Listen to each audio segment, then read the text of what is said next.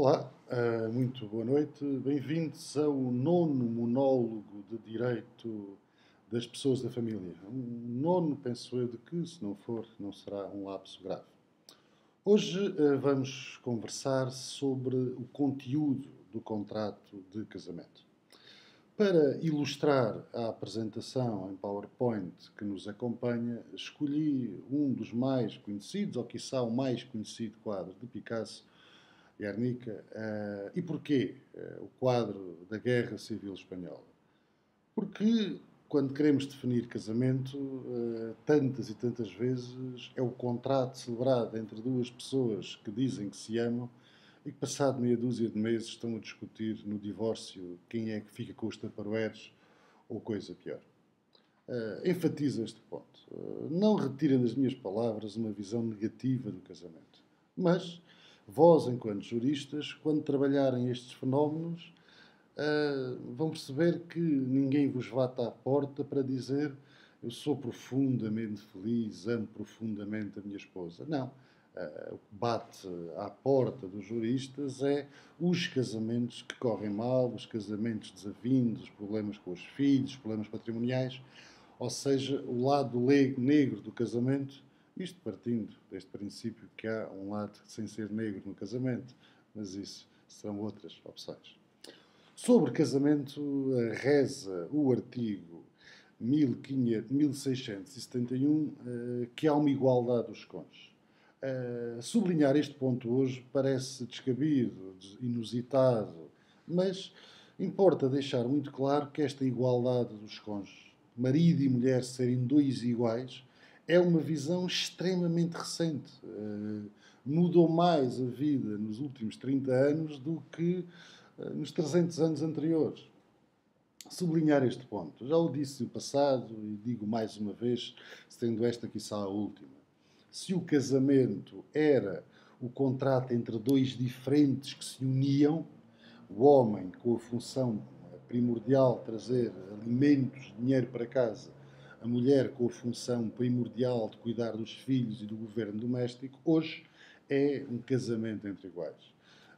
Sublinhando este aspecto, a mulher do século XXI é mãe, é profissional, é doméstica e à noite tem a encontrar forma de conseguir ser sensual ainda.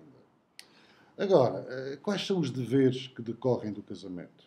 O artigo 1672 ensina-nos que são 5.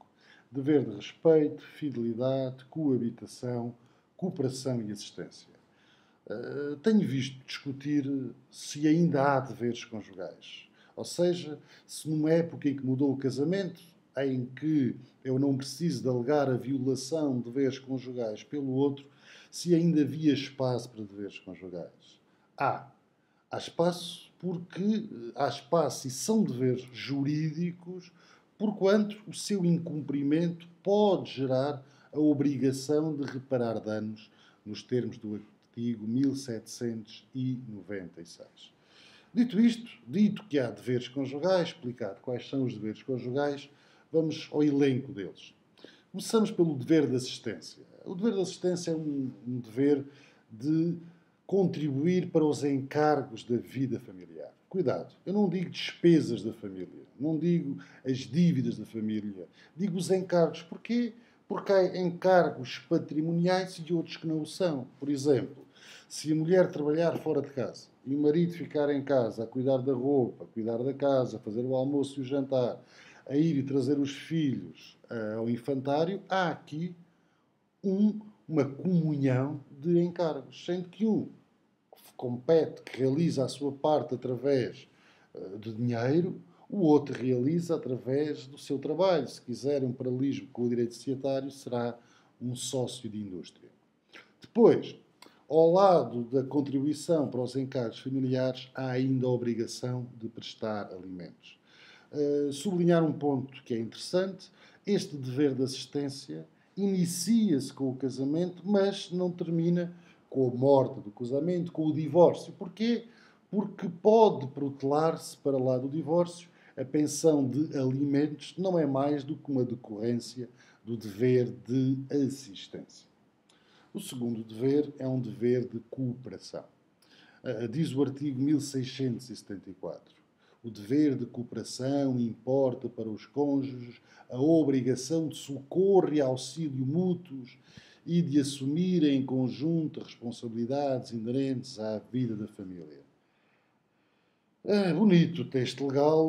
Agora, este texto legal esbate na prática, esbate na sociedade em que vivemos, esbate mesmo na nova lei do casamento que iremos aflorar na próxima semana.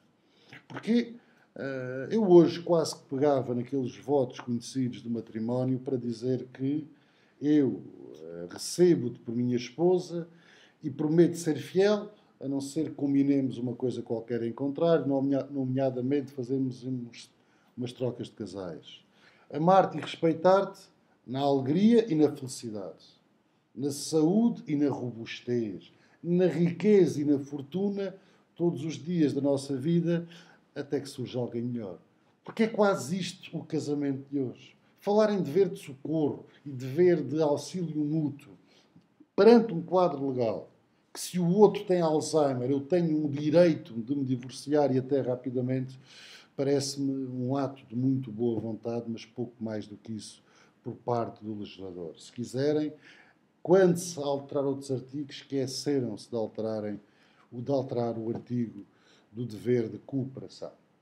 Quarto dever conjugal, ou terceiro dever conjugal, perdão, o dever de coabitação, ou seja, viver em comunhão de cama, mesa e habitação. Comunhão de habitação é partilhar a mesma casa, a mesma residência.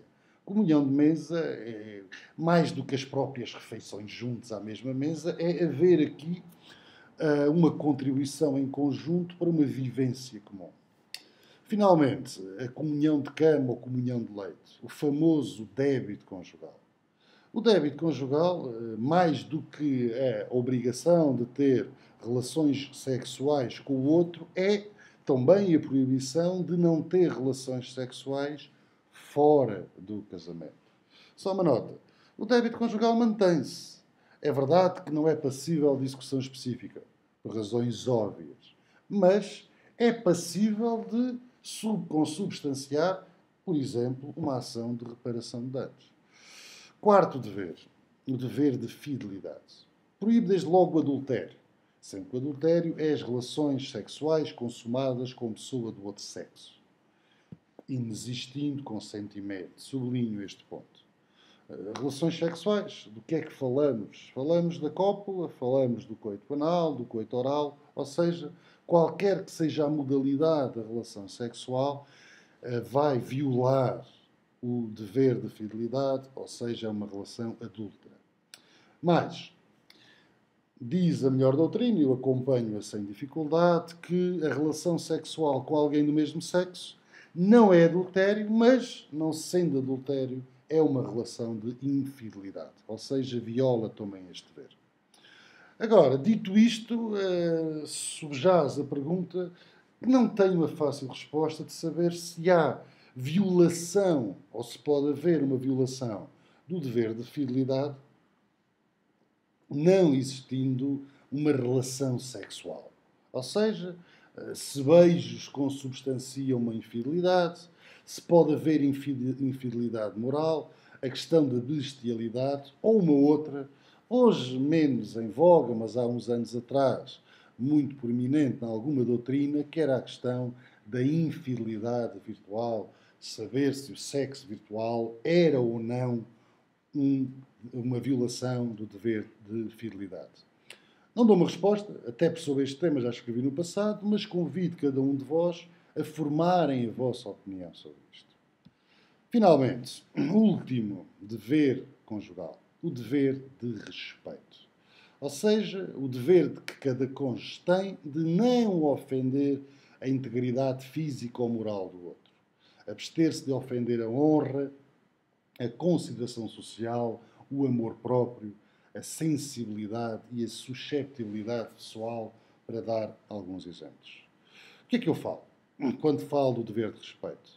Bem, alguns exemplos são evidentes. Tudo o que são situações de violência conjugal, de agressão física sobre o outro, são efetivamente violações do dever de respeito. Agora, haverá outras. Por exemplo, o gozar com a religião do outro. Não é o não ter a mesma religião que o outro, mas o gozar. Poderá aqui violar o dever de respeito? A questão do aborto sem consentimento do outro. Volto a frisar o que já disse antes.